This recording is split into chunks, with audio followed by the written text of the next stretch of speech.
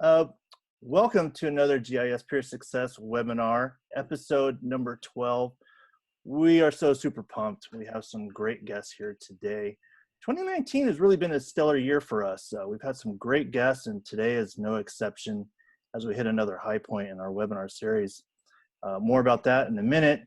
I am your host, Toby Soto of GISSuccess.com, your online resource to help make you successful during your journey as a GIS professional. And this episode is brought to you by GISSuccess.com's newest transformational program called the GIS Mastermind Group. Super excited about this, and I think you would be too because of the results that you'll get out of this program. Basically, a mastermind is a small group of highly dedicated and motivated GIS professionals that support each other with strategic processing, some strategies, how-tos, best practices, and most of all, accountability.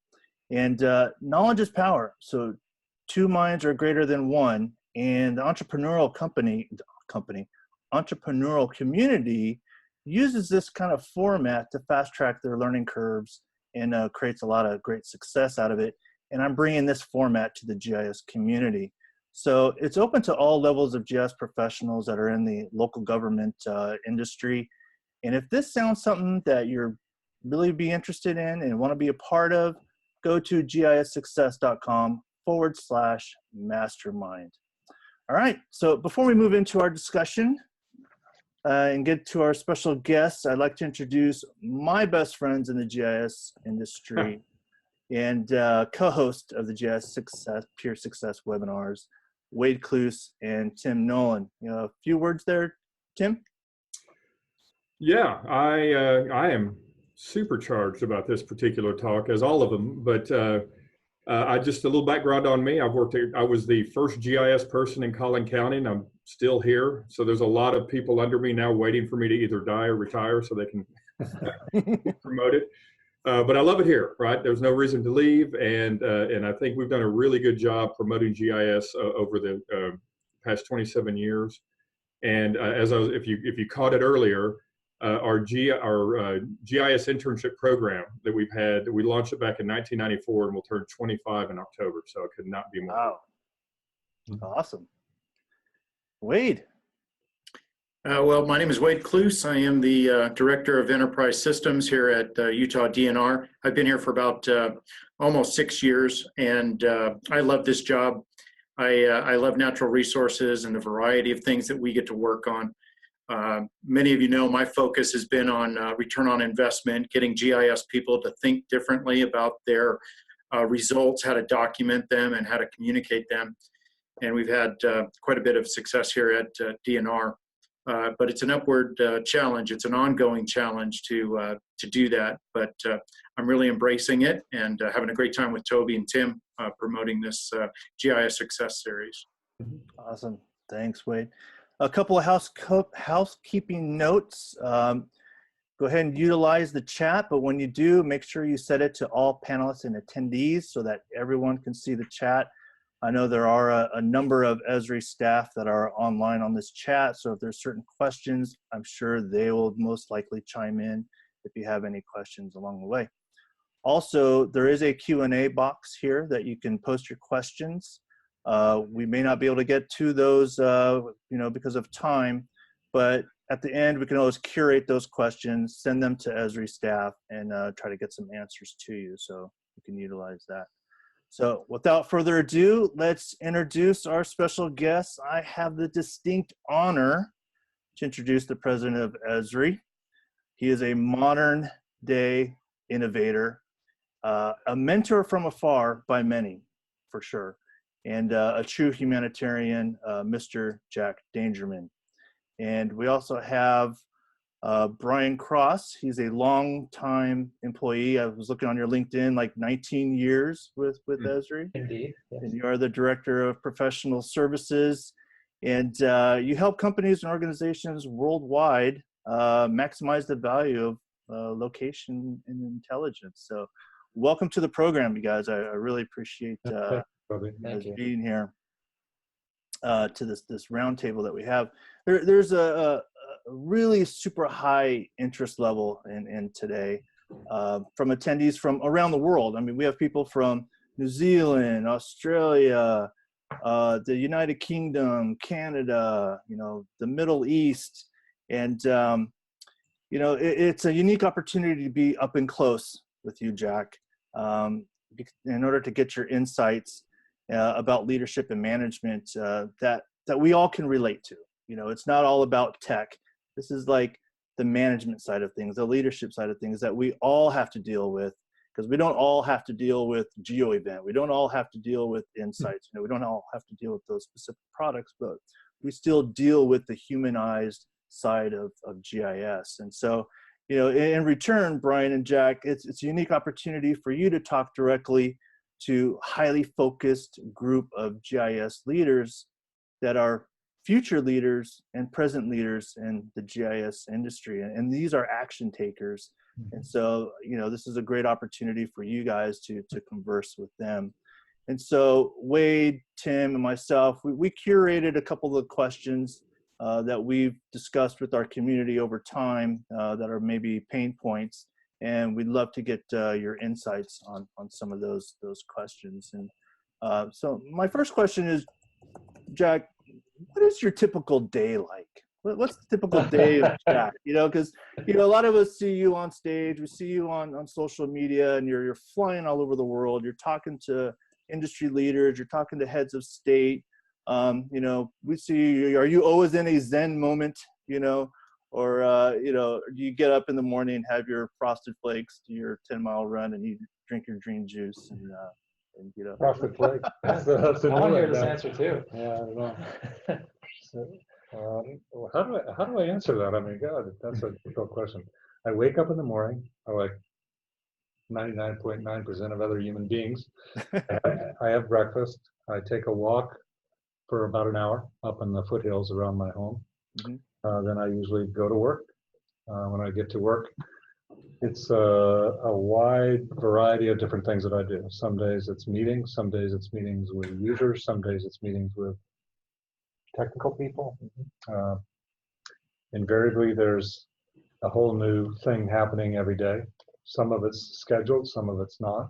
Mm-hmm. So it's not a regular routine. Sometimes I get on a plane, I go someplace, meet with users. When I was first starting Esri, there was an old engineer. I was just 24 years old. He was 70, probably my age. And he said, Jack, if you're going to be successful at a company, you've got to do 3 things. And I remember him.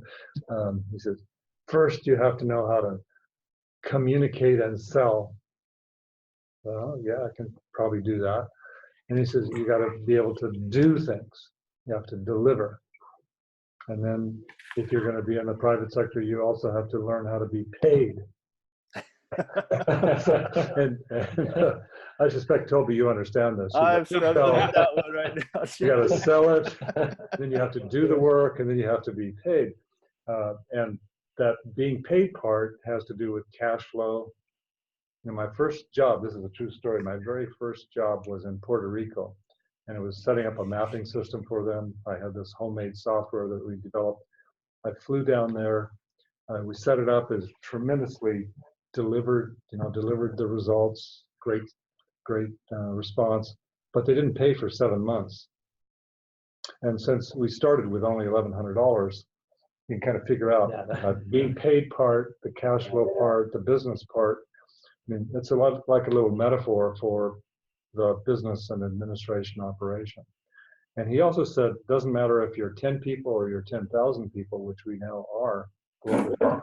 So it's the same thing. Some people can really sell well. They sell their idea, they sell their vision. It's not just commercial selling. I mean, academics sell their research idea. And some people can, but they can't do anything. Mm-hmm. Some people can really do great work, but they can't sell their vision. Yeah. And once in a while, you find somebody that can sell the vision and do the work. And then they often screw up because they can't manage the money or can't manage the people or can't manage the operation. So this sort of simple story of 1/3, 1/3, 1/3. Certain personalities, and I'm blessed with this. I can do all three of those and stay sane. And a great academic. And when I left Harvard, I saw the same thing. I had the same three segments. Now that I look back on it, it's kind of like a little rule in life of being successful. And I guess it speaks to your first question about how do you really manage a GIS well. You've got to be able to sell the vision, whatever it is, and that means communicating effectively. It means engaging people. It means having the right social connections. It means, all of that. But if you can't deliver, it's all worthless. Right. So then you also have to really do effective work, and that's building the system. It's making sure the infrastructure is right. It's making sure the data model is correct. It's making sure the science is right. It means keeping your agreements. It's like creating the right information products that really are the reason why people invest in it. And then finally, it's about making sure the budget is there and the people are taken care of. It's nurturing your staff, making sure things are right. Making sure that you've got balance in your workforce. It means making sure people are nurtured and feel good about their work. It means making sure that there's diversity in your organization. It makes making sure that not only within your organizational space, it's also between what you're doing and everybody else in the organization, the greater organization. It means building personal relationships. It means always keeping your agreements. Now, all of those things are why it's so amazing to watch GIS professionals, because they have these skills. And there's not a couple of them, there's thousands of them. I mean, it's just an extraordinary thing when I look out and watch that happen. So I'm way off of your personal question. But you wound up answering all the rest of our questions with that comment, with that insight, as well as motivated all of us to pay our maintenance. So good job. And you did all three in that one answer. Well, the problem is that I spend all your damn maintenance money. You guys pay me in, and this place has a big appetite for R&D, so we wind up spending it all. So it's a lot of people don't really realize that. But yeah. Well, we appreciate that. And I think it's a noteworthy thing about Esri is the amount of investment that you do make to advance the technology out of your gross proceeds.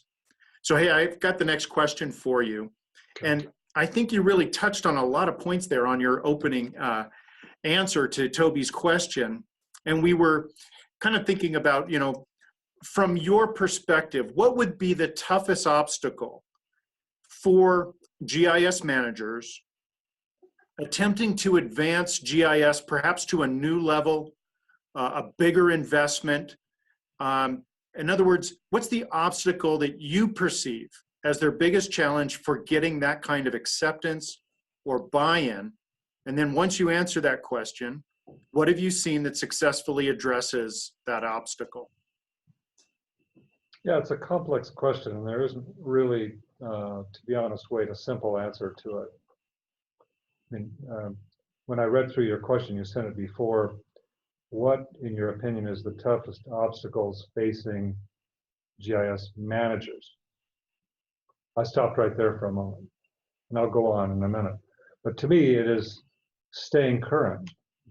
It's staying current with the technology, keeping current with what's needed and wanted.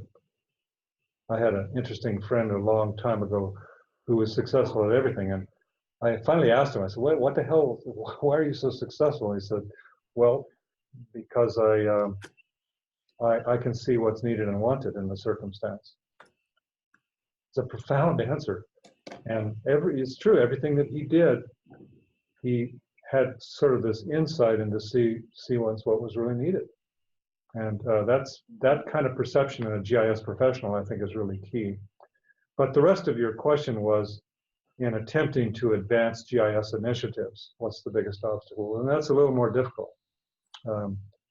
And I think it's it's having the right relationships with people that allow you to convince and nurture them, having the right, and that relationship doesn't come by just being nicey-nicey. I mean, the people that I really trust and I believe in and I support in their work, I just have to make it personal, are people that deliver. They deliver on the promise, you know, so they keep their agreements. And that's kind of hard to do in life. I mean, driving down here this morning, I sort of broke my agreement with a law enforcement officer by speeding, but I didn't get a ticket. No, I didn't really. So a lot of these agreements are invisible. You don't know that you're in agreement with the rest of society. You have to keep your agreements. You know, showing up, being on time, being productive, delivering what you say. And so in order to get great respect from your colleagues and also from your bosses, you have to really deliver. And in order to deliver, you have to be very careful about the agreements that you make. I'm not saying bullshit. You really have to be clear.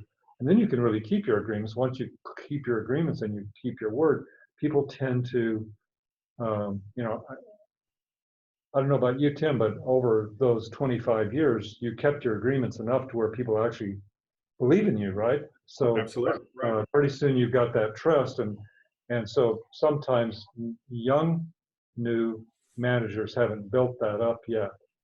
So keeping agreements is kind of a metaphor for, you know, delivering on the results and cautiously doing it. Sometimes people are afraid of failure, and I'll just bring this up, and I'm totally insecure all the time, and you know, so I have to overcome that and go into a new thing. So one of the big obstacles for me is keeping learning the new tech, staying current, and know what's possible, and keeping in constant communication with people I believe in so they can help me understand it. But then also overcoming my own fear of being able to go forward. That's a big deal in terms of an obstacle facing any manager.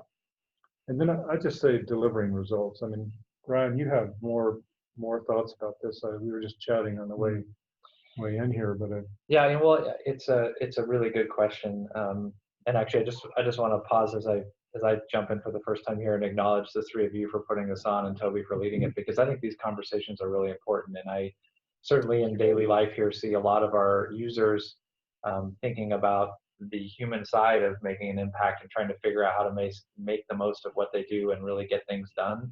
And that's a conversation we need to keep going. So thank you for doing this. And that really gets to the heart of this question. So what are the obstacles facing and how do you move forward? And it's very similar to what Jack is reflecting on. One of the hardest things right now is for people to help share the art of the possible, help the organization understand what can be done. I think you've all had the experience where someone requests, say, a map of the GIS department, and their ask is very provincial or narrow in scope, and it's your job to step back and say, well, what problem are you really trying to solve, and help them understand more and use that opportunity to share the value of what can be done.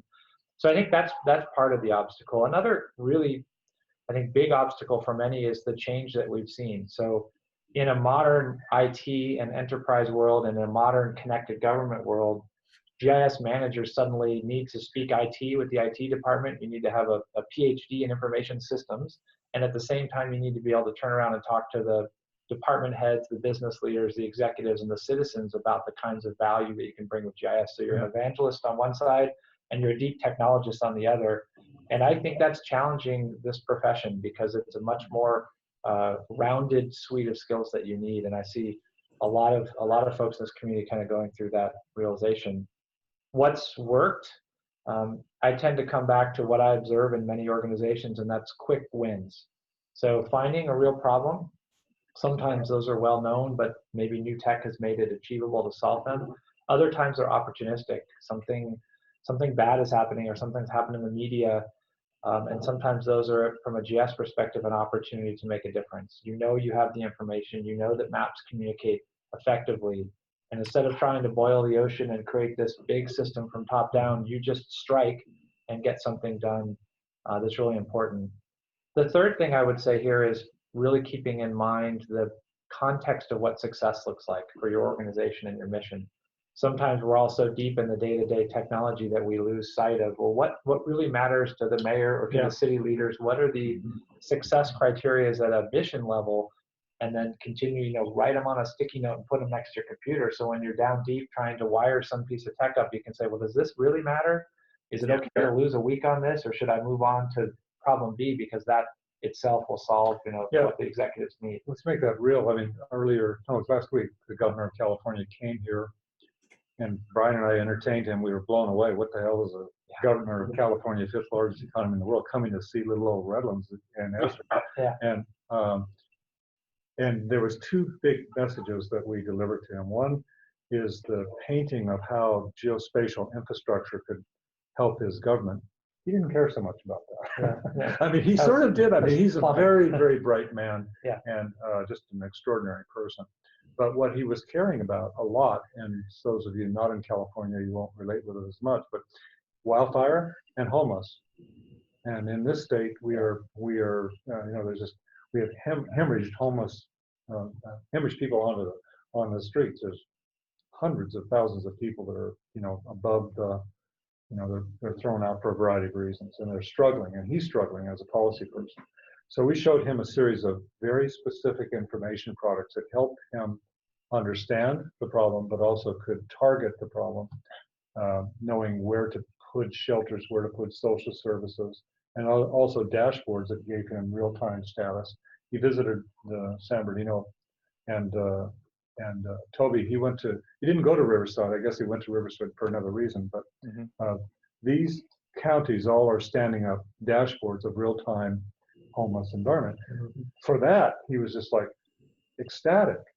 But then he also understood the infrastructure vision of tying together using Portal the different services so that you have an integrated platform for the state.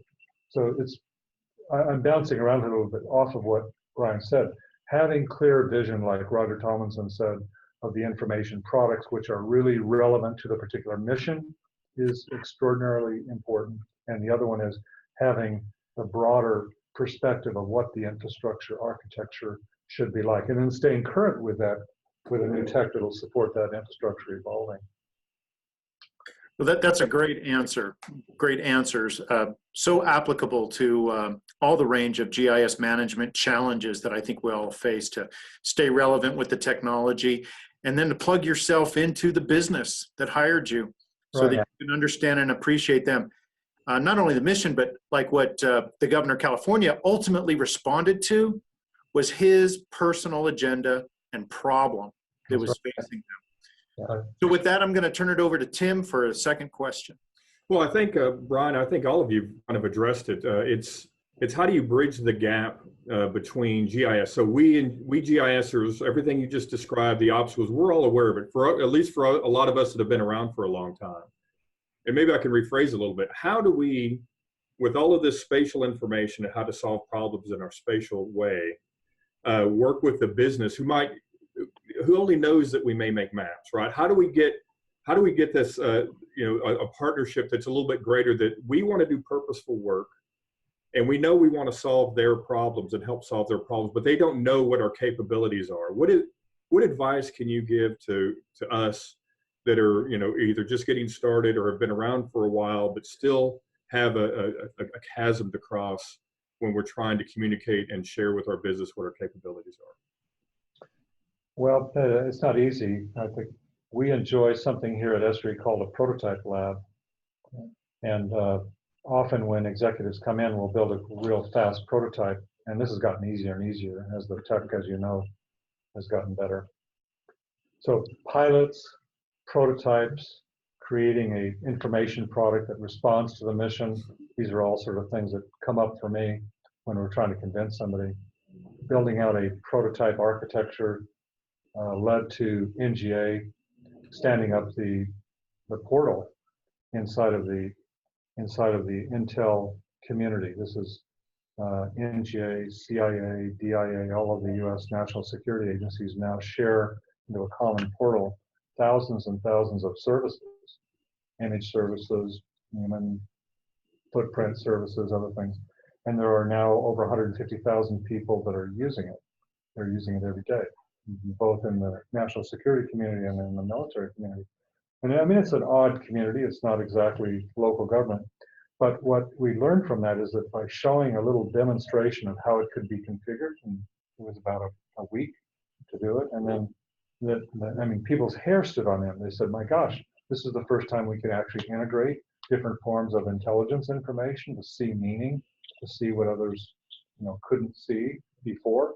They could see the relationships, the patterns of bad guys operating in whole new ways. And that was done through a really very modest prototype. Once they got it, then they just, you know, put the pedal to the metal and made it happen. So you see a lot of this prototyping as a method for creating understanding. I do. I think it's well, I'll say some things that go along and also are slightly contrary, because I think part of it is understanding the audience and the styles and personalities of what makes people tick. Because for some people, they do very well. You could do rapid prototypes. It could be not completely polished yet, but they get the idea, and you know there. And so in Jack's example, that community was primed and ready, and they just needed to see there was a new way to solve this problem. Sure. In other cases, you've got a community of potential users who don't really even know what GIS is, and they're not even interested yet. And for those types of users, I would say it comes back to this idea of great information products solving real problems and being ready to strike when the opportunity happens. So there is some kind of problem. I remember for the mayor of LA, there was an issue in the press with the cleanliness of streets. I remember that one. Do, yeah. And it, you know, he didn't appreciate it. The LA Times came out with a scathing article, and the fact was they were actually very close to having a super modern approach to dealing with that. They just hadn't rolled it out. But the GIS leads there saw this and said, let's turn this problem into a solution. And within a week or two, they had a really great dashboard up to show the status of street cleaning, citizen engagement. So they were ready to go. But one thing I want to emphasize on that great information product, if you're working in an organization that's not yet embraced or accepted you, there's an old saying, how does it go? But you never have a second chance to do a first impression. Mm-hmm. So be very thoughtful about the user experience of the first thing you roll out to a suite of new users. Take that extra time and get the UI right. Have a very crisp information product that is solving their problem. So one of the things that we saw 10, 15 years ago was people would roll out, I'll say, Uber apps that tried to do everything for everybody, and it actually turned off a lot of people. Right. In the modern technology with the field worker applications, with Portal, with things like sites on top of Portal, you can really tailor the experience and do it very quickly and make sure that it's focused exactly for those constituents to get them a win. And I think then you can do that and you build momentum. So once they end, wow, that was really cool. I want to work with that GIS group again. I want to come to them for the next problem. And things like the web app builder and the JavaScript API are just opening up the ability, like on these fires, recent fires, the fire chief here in California is saying, I just want to build an app for this fire. Mm-hmm. And it's a throwaway app. I mean, I'm communicating two things at one time. One is be responsive with apps and information products that really support the apps, but also the modern technology is such that instead of spending $25,000 or $50,000 on an app, you can sit down in a couple of hours, you develop the app, and so you can, you know, apps are moving at a different speed. Yeah, absolutely.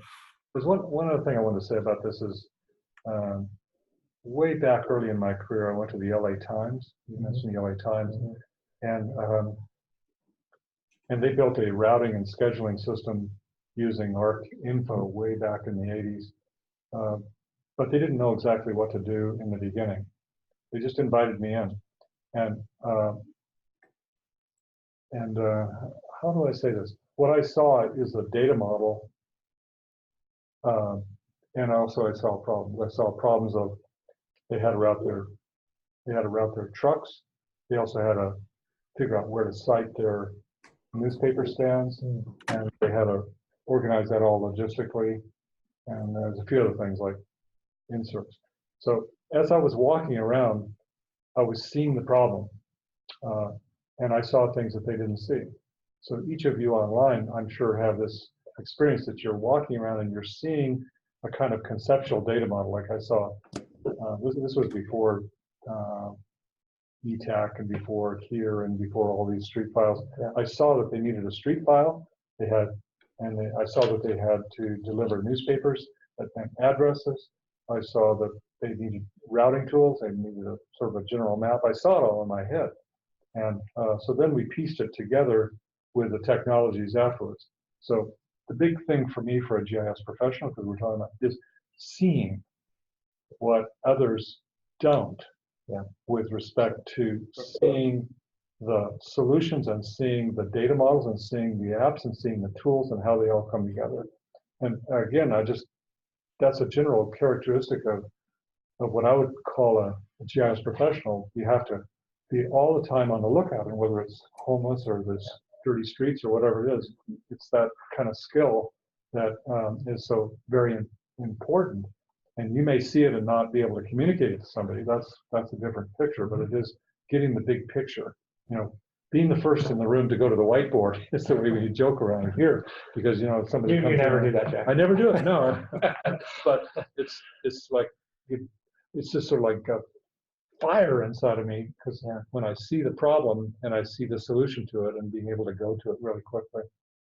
Yeah, and it's interesting because there's different ways to operationalize that insight or that vision that you have. Sometimes the community is ready for it, and you can go to the whiteboard and talk it through. Other times you have to see.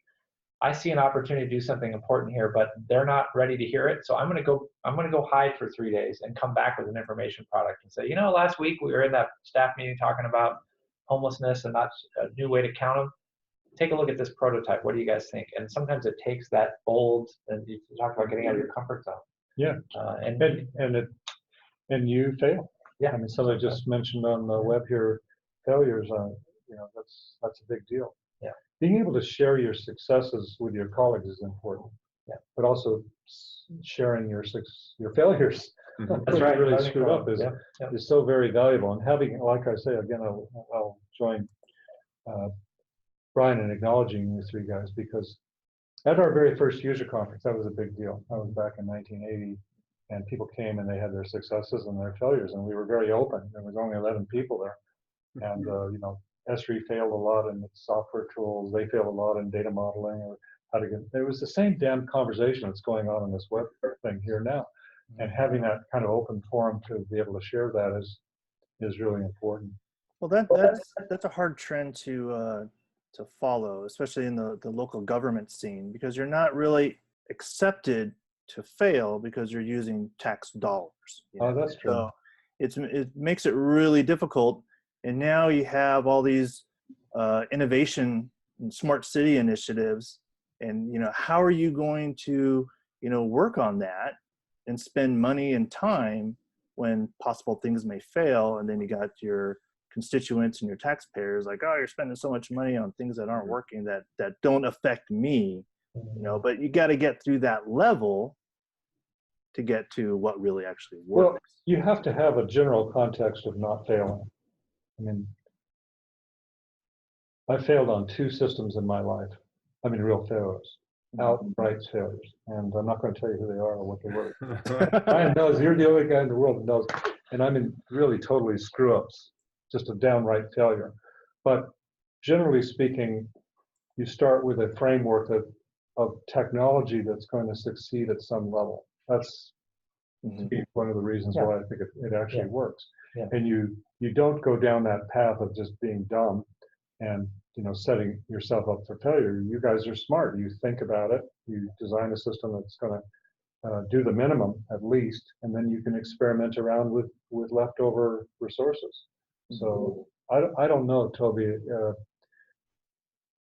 Generally speaking, GIS is successful. And then there's some exotic components where you fail at this or you fail at that. So I'm saying be forthright and communicating when you fail at those aspects of GIS. Now, what works better? We used to call it a revolving door, where projects come in, you do them as a GIS manager, and they go out.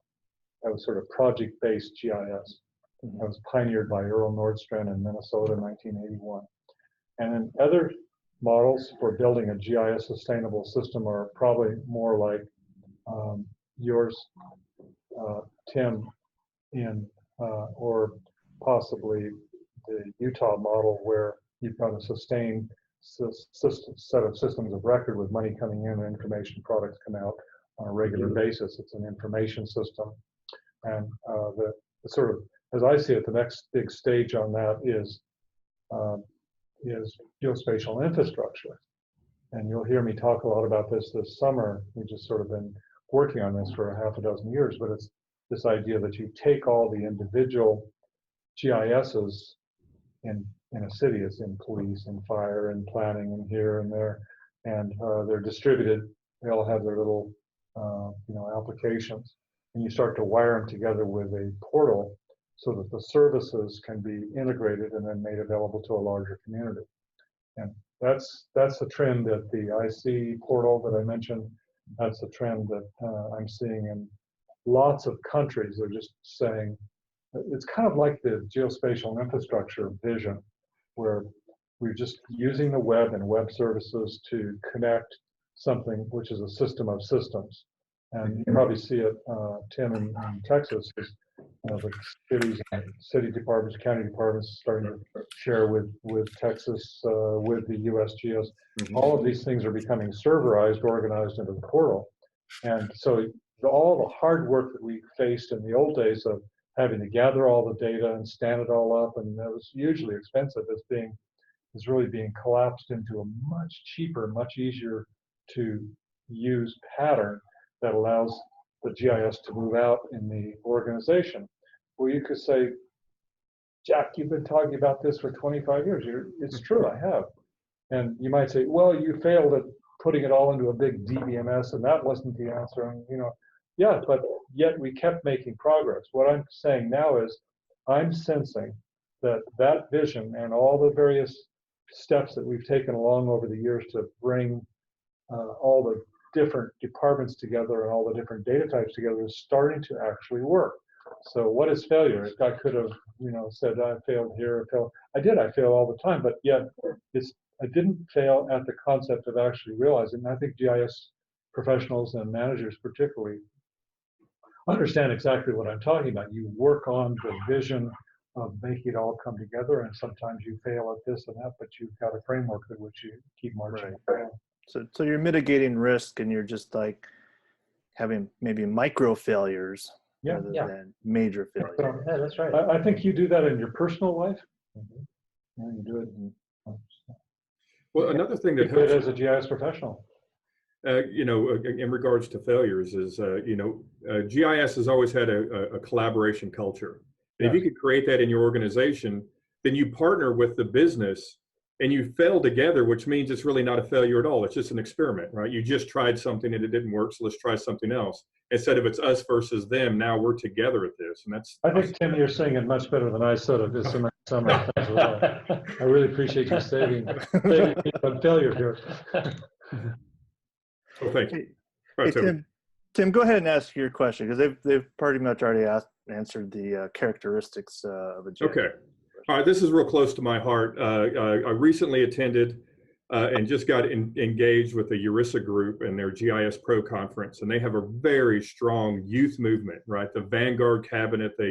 What I really liked about going to that conference was everybody seemed under 40 or under 30 even. And it was exciting for me, right? The next generation, the next crew. So the question is, what do you tell the new GIS professional or the recent graduate? How do they get started? What recommendation can you give them to either advance their career or just get into it to begin with? Sorry, you can start. Okay. It's some of the same principles that we've talked about, but I always advise people on a couple things, especially early in their career, is they really need to build a network. As you said, this is a community. And whether it's inside an organization or inside the government, or maybe more importantly in this context, a community like this, I think that if they have the passion and the integrity to do this profession, and then they're results oriented, that gives them the foundation to be successful, but they can't go it alone.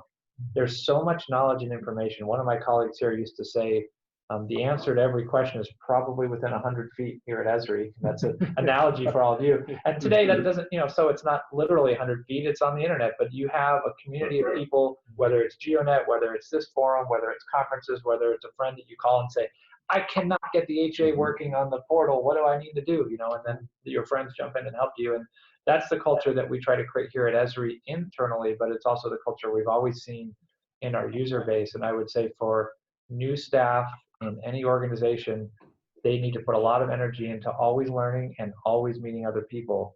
And the last point I'll put on that in their network is something that I learned from this guy, which is really be interested in what the other people are doing genuinely.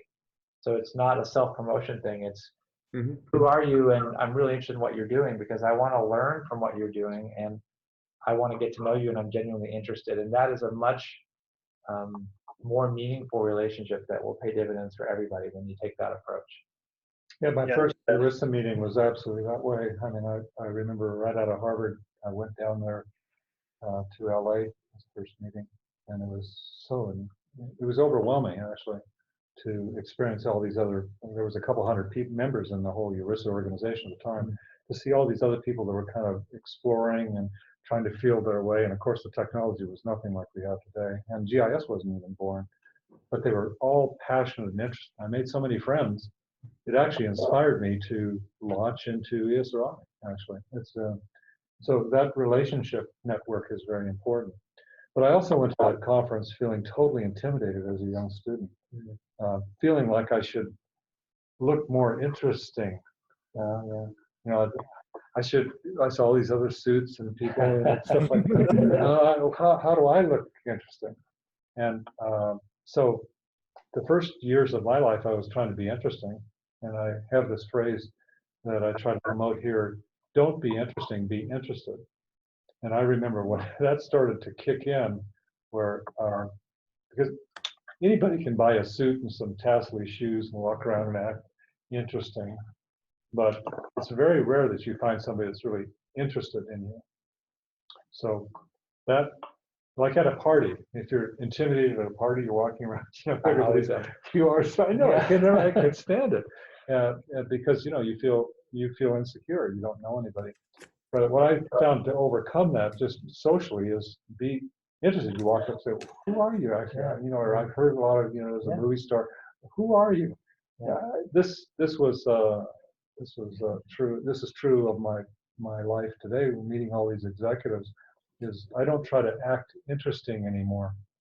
I try to act interested and try to drill into what is it like with the governor. We were very interested in what his big mission was, and he just opened right up to us. So it's just a cute little phrase, but it's an important vehicle.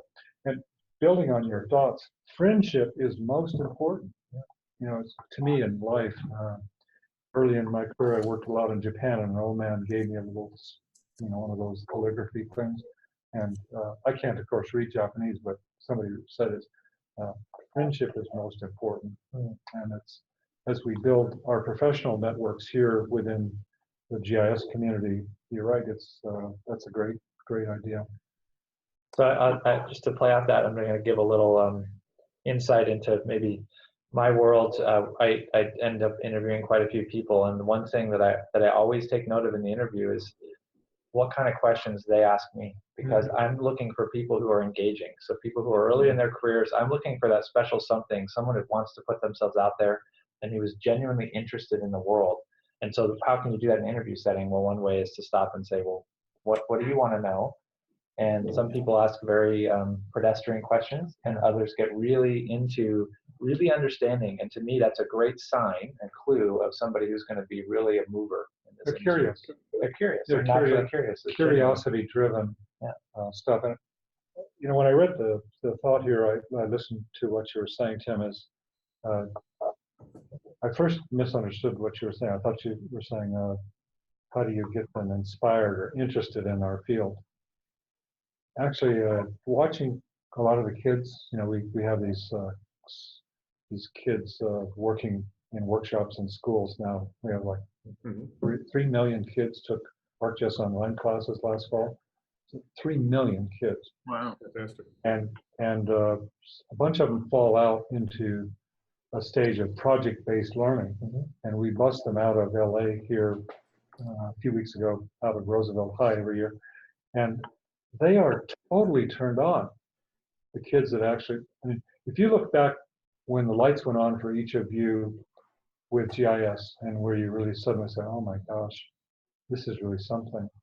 I mean, I remember exactly the day it happened to me in November, '68. And it's like, oh my gosh, this is really something I could have, I don't know, I was just curious and I was interested. And the more I got into it, the more I realized this is really an important technology. And so at the right moment, it kicks in with young people, and they see whether they see their own life. It gets real personal.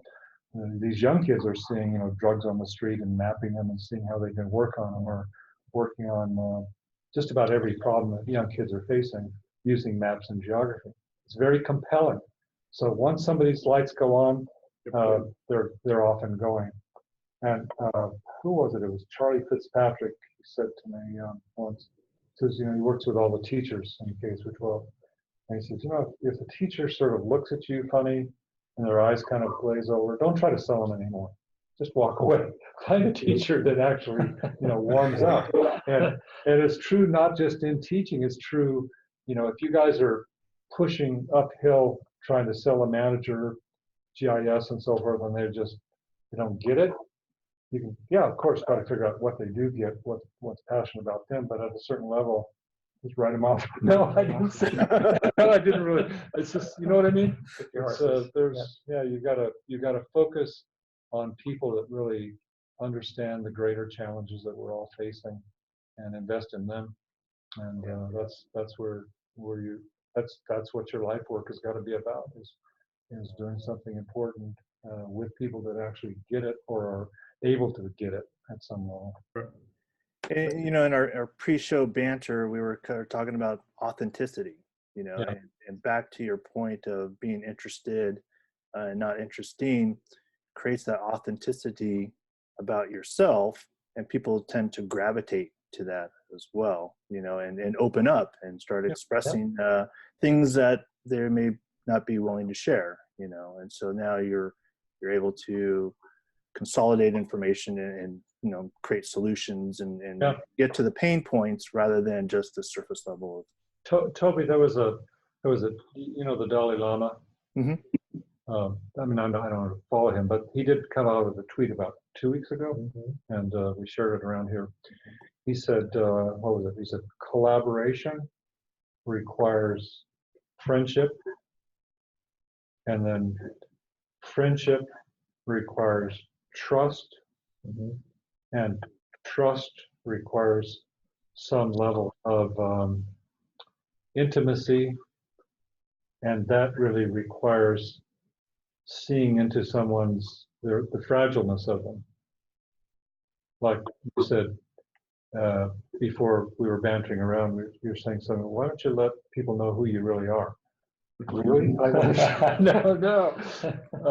But it's sort of like when you sense the sort of, you have empathy for somebody because it's not all perfect, then you actually can go back in the other direction. You begin to understand their weak points, and you can begin to trust them, and you can have some fun with them, and you can make fun of them, and you can build a relationship, and then you have better trust, and then you have better friendship, and then you have collaboration in that sequence. True collaboration, because you know that they're not perfect, and you can just have, like in our directors meetings, there's about a dozen directors that actually run Esri. Brian is one of them.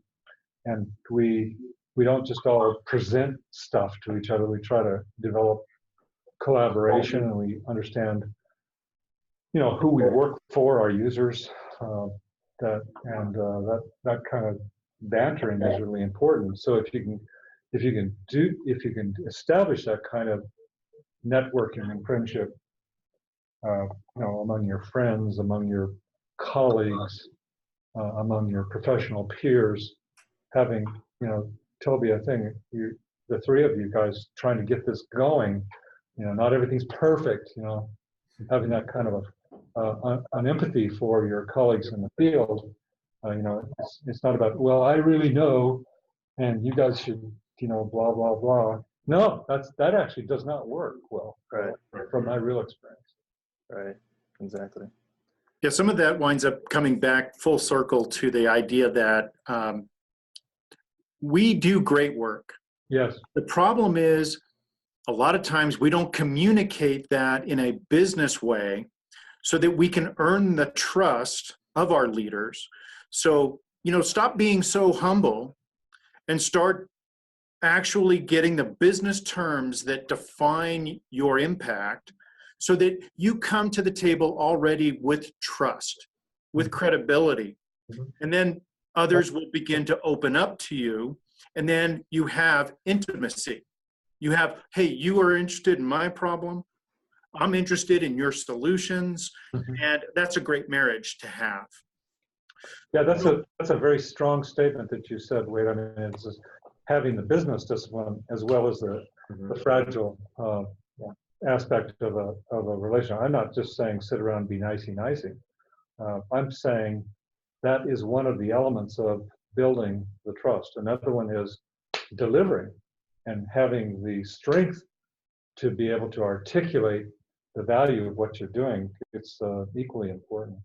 Yeah, to not only deliver the after the fact, of course, but to plant the seeds for getting somebody excited about what visions we see. Our own spatial thinking and problem solving is not natural to most executives. No. And this is why I really promote that every organization should be doing more, and maybe the GIS managers need to do more to insert themselves into a management environment. Into I don't have to be at the table, but just get me in the room so that you can use your spatial skill sets to hear where strategic opportunities come in.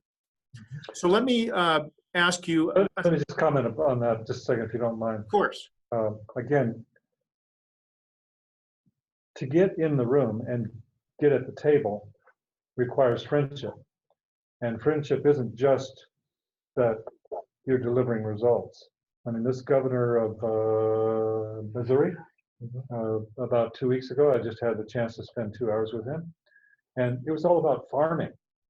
For the first half of the conversation, he grew up as a farm guy. And I could relate with him just based on my parents and farming.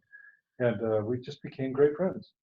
The second half of the meeting, I was able to do exactly what you're saying, is show him the huge business value. And it was because I had established some level of intimacy and trust in the first half. He related with me growing up. I grew up in a poor family, immigrant family, and so on. He did too.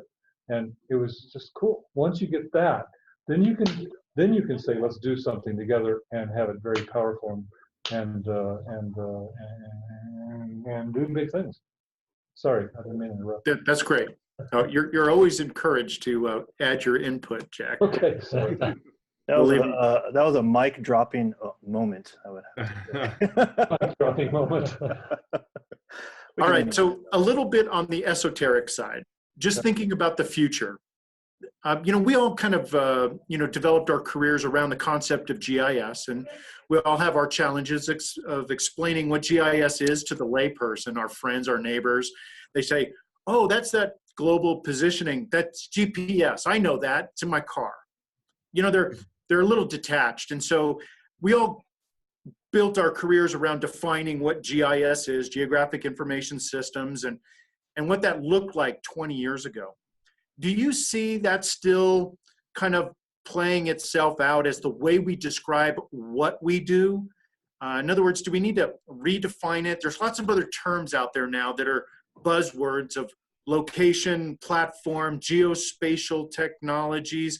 Is GIS still as relevant to you as it used to be? Or is there a new way to redefine this discipline?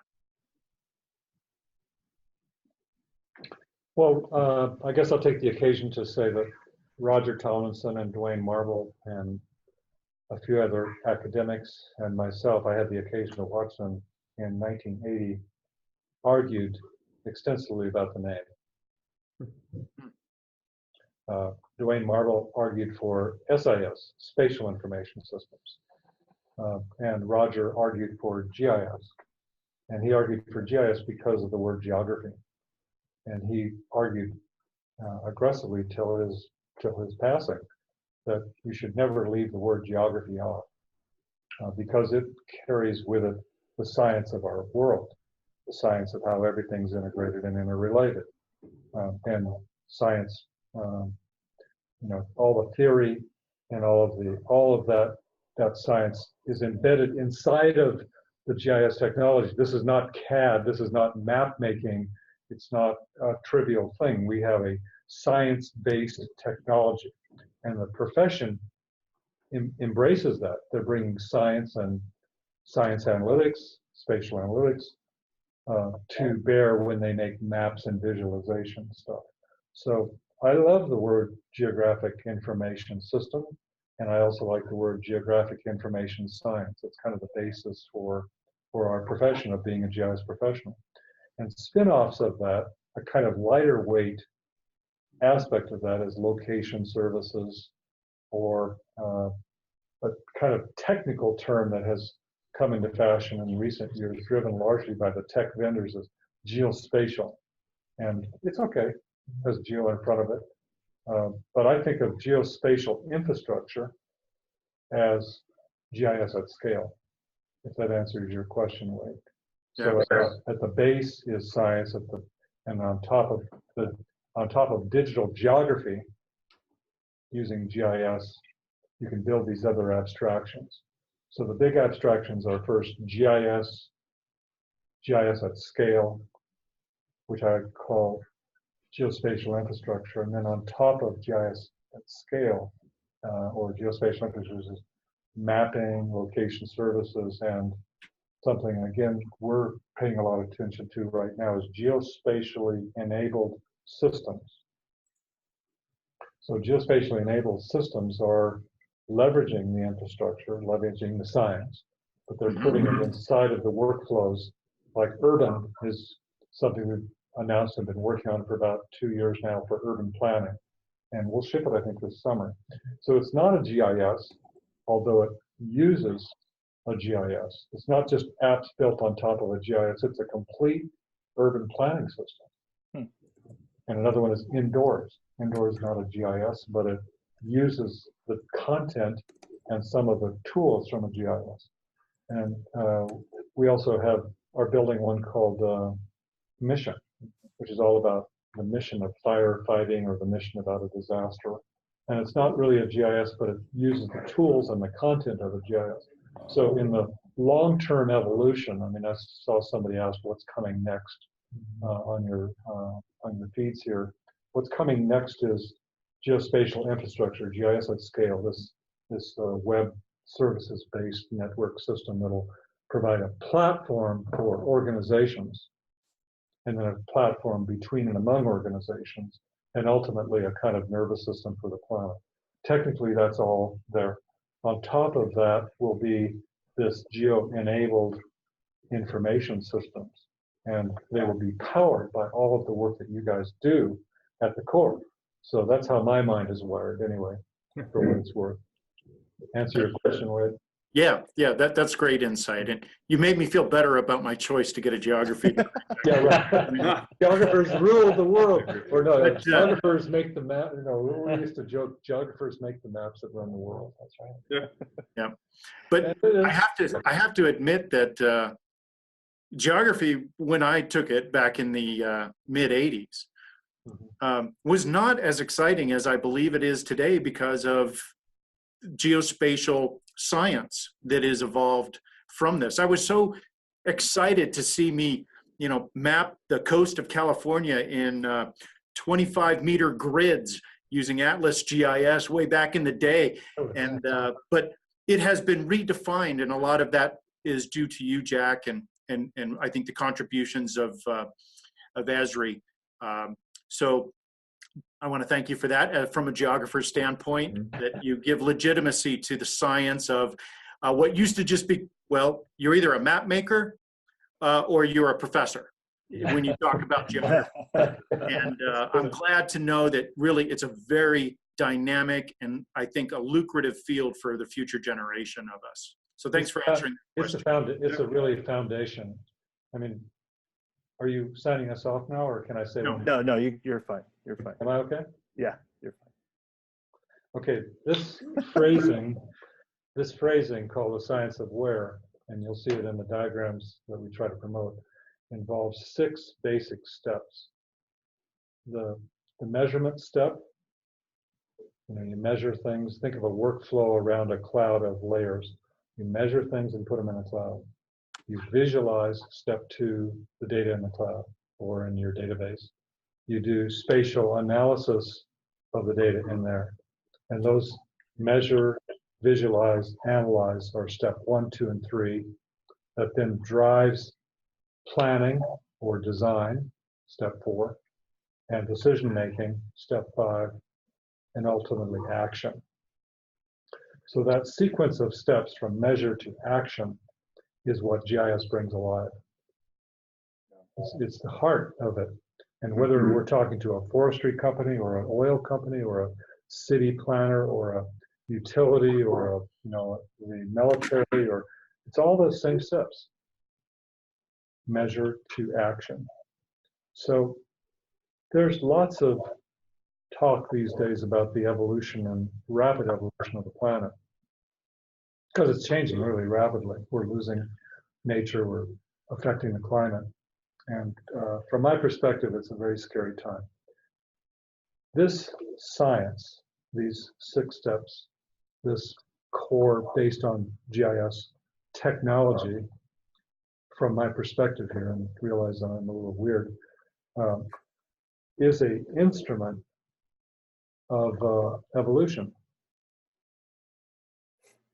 It's actually an instrument of evolution, meaning that unlike any other scientific instrument or technology, it actually brings observation and measurement through these various steps into action. And as this technology evolves from GIS to infrastructure to spatially enabled systems, it'll increasingly have an impact on how people make decisions. We hear a lot from government people, data-driven decisions, data-driven everything. So think for a moment, it's a nice way to close out the meeting. You are participants in an instrument that will evolve the planet, hopefully for the good.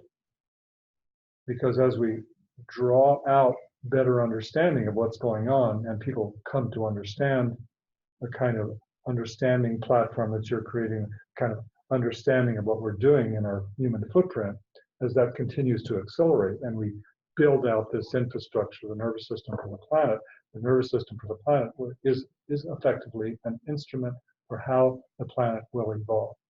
And you say, that's a big ass idea, the whole world, No, it's a very important thing to realize that instrument is happening right in your organization. That is, that as this spreads out, the crusader work that each of the GIS professionals is doing and bringing maps and geography across their organization. It isn't just, oh, we have a little racket here, we got maps. No, those maps are affecting the way people make action. Yes. And link this science right into the action and behavior of a local government in making things more efficient. And that action into local governments to have them better understand the value of conserving nature and building that infrastructure so that it actually inspires young people, these kids in schools or young professionals seeing geospatial in their own systems. All of these things will matter in the evolution of not only single organizations, but then collaborations of organizations, using each other's services, wiring this up. So as we wire up the planet, bottom up, professional with professional, and reinforcing this collaborative spirit. We share and serve each other, not it's Riverside being important. No, it's Riverside being a participant in a increasingly collaborative information base that actually can make things more efficient, conserve nature, turn things around. This is my speech for the day. It's pretty good. We're not going to try to follow that. Okay. Well, thank you guys very much again for inviting Brian and I. Thank you. We're Thank deeply you. grateful for this opportunity. And I want to be very respectful for your time. I know you guys are very busy, and you guys have schedules, and plus the people online as well. Thank you, Brian. Thank you, Jack, for your time, your insights. You dropped a lot of value that the community is going to resonate with for quite some time. I do want to mention one thing. I do want to send special thanks to the people that helped make this happen, especially your executive assistant, Jack, Tammy Wilson. She's great. Oh, she's fantastic. And also Krista Campbell and Susan Tamani. Want to give them a special shout out and thank you for allowing this to happen and allowing for you guys to be on the show and giving us all the respect of having you on. So Hey, can we make a plug for come to the users conference this year? James Hall is going to be there. E.O. Wilson is going to be there. I mean, yeah, you're getting secret news. It's going to be amazing thing. There'll be lots of conversations like this. So Well, thank you guys. And on that note, let me also put a plug in for the work that Adam Carnow is doing to promote the GIS management track and producing content that deals with a lot of the things we talk about here, but every content piece that GIS managers really have to become much more adept at doing. So when you're at the UC, make sure you check out that GIS managers track. all right, and we will have this replay on YouTube very shortly. And don't forget to subscribe to the YouTube channel and click the bell for notifications to be reminded of future posts from GIS Peer Success. Oh yeah, there's one other one. National Geographic is going to have a special pre-con session on storytelling with maps. Ooh. And I mean, it's going to be awesome. So there's another plug. You guys are hearing it here Bye, first. guys. Thanks, Thank you, guys. everyone. Thank you very much. Thank you again. Thank you.